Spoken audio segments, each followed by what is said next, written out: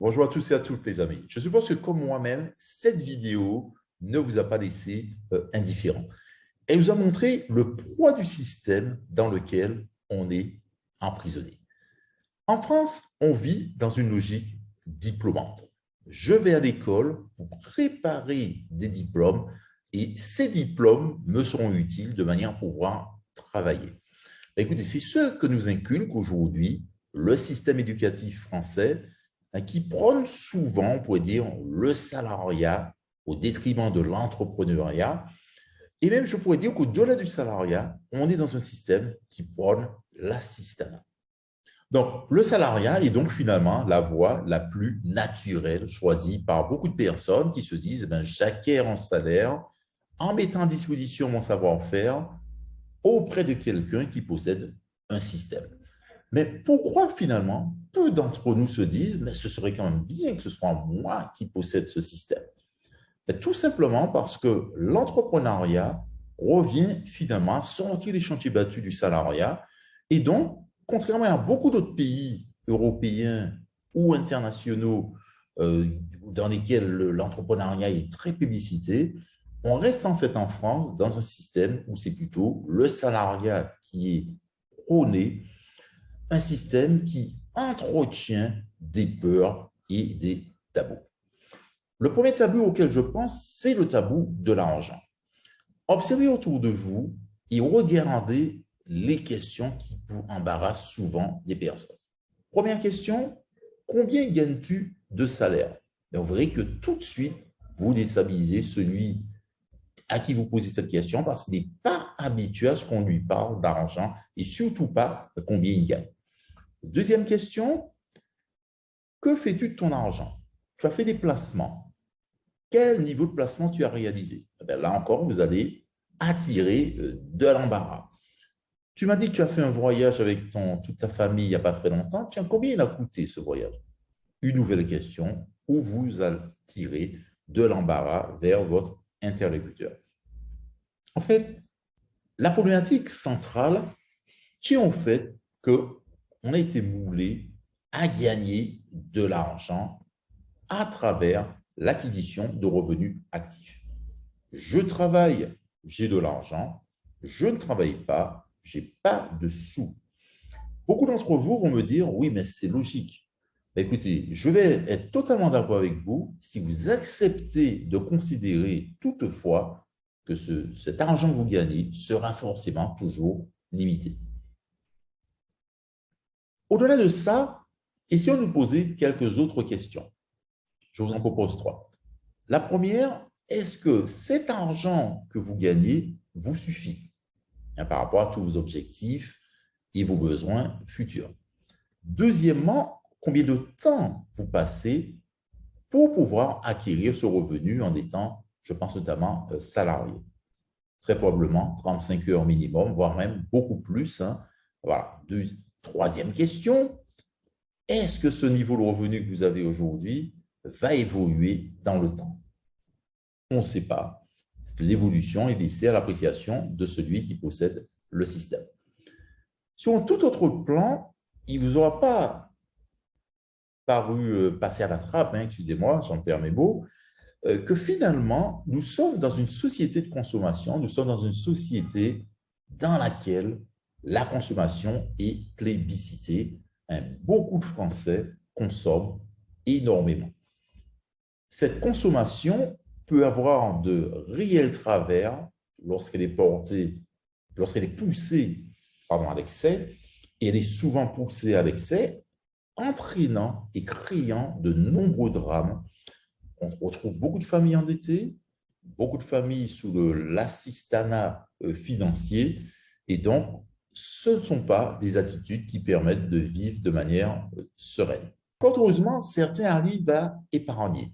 Mais là encore, la peur nous guette. Il est vrai que tous ceux qui épargnent souvent dans des solutions de livret d'épargne classique bancaire. Je pense au livret A 1%, au livret B, CD, bleu, jaune, rouge, il y en a dans tous les sens. Mais dans tous les cas, dans des épargnes qui ne nous rapportent en moyenne que 1% par an. Alors, ce besoin de sécurité qu'on a ben, nous conduit même à accepter de travailler dans des systèmes. Je pense par exemple à une entreprise pour un salarié ou une administration pour un fonctionnaire, dans un système en fait qui ne nous satisfait peut-être pas forcément toujours, qui ne répond pas forcément toujours à nos attentes, mais qui nous apporte ce même besoin de sécurité. Ben, j'ai un emploi sûr, certain, pendant un certain nombre d'années, voire même jusqu'au bout de ma carrière. Remarquez que ces systèmes, en fait, qu'est-ce qu'ils font? Eh bien, ils nous endoctrinent, ils nous encapsulent dans des espèces de petites prisons, on pourrait dire, dorées, dans lesquelles, en fait, on arrive en fait, à faire face à ses besoins de base, à ses besoins peut-être courants, mais pas forcément à tous ceux dont on aurait véritablement eu besoin si on avait la possibilité de choisir tout seul. Mais écoutez, je suis content de vous dire qu'il existe des solutions pour sortir de cet engrenage.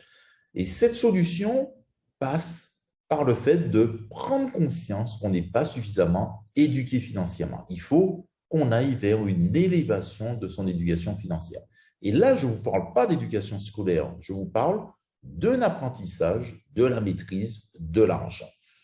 J'apprends à gérer mes finances personnelles de manière à maîtriser mon argent. Et vous verrez que ça, c'est possible, quel que soit votre niveau de diplôme actuel. Nul besoin d'ailleurs de diplôme. Alors, qui suis-je pour vous parler d'éducation financière de cette façon? Je suis Michael Milloy, un expert comptable et enseignant depuis une vingtaine d'années, donc avec évidemment du savoir-faire dans le domaine de la finance, du savoir-faire dans le domaine de la pédagogie. Et ces deux savoirs combinés m'ont donné l'idée de mettre en place une méthode de gestion des finances personnelles, méthode de gestion des finances personnelles que j'ai appelée la méthode PER. Je me suis dit qu'il serait bon que beaucoup de personnes arrivent à acquérir cette éducation financière de manière à sortir de rouages néanmoins malsains.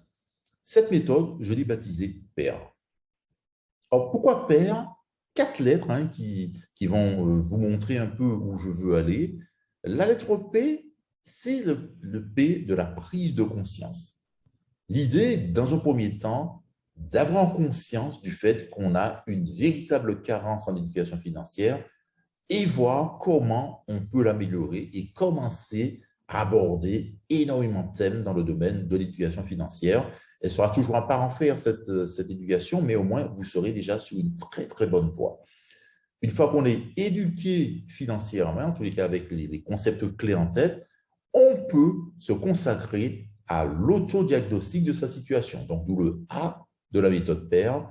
Je vais vous montrer comment faire le point aujourd'hui sur la façon dont vous utilisez votre argent actuel et comment améliorer, grâce à un certain nombre d'outils et de techniques, cette utilisation de vos finances actuelles. Je sais qu'aujourd'hui, beaucoup de gens ont besoin de revenus complémentaires, donc ont besoin de plus d'argent. Donc, ce plus d'argent ne peut s'acquérir que par de l'investissement. Donc, d'où le I de la méthode PER. On verra comment investir et comment lever des revenus complémentaires. Alors, sachant qu'investir, c'est toujours risqué, certes, mais si beaucoup de gens investissent et gagnent des sous, c'est qu'il y a des process à respecter, des façons de faire. Viendra ensuite le temps de la récompense, donc R pour récompense. Et là aussi, il est toujours bon de se récompenser dans le domaine de l'éducation financière, parce que la récompense apporte une gratification à l'individu. Mais là encore, il y a des façons de faire, il y a des éléments à prendre en compte, il y a des éléments à intégrer avant même de commencer à se récompenser. Je pense par exemple aux impôts. Et donc, ce sera l'occasion de faire le tour d'horizon de tout ça. Écoutez, j'ai hâte de vous retrouver sur la plateforme PER de manière à ce que nous puissions commencer à entamer le chemin vers l'éducation financière. Et je vous donne rendez-vous à très bientôt.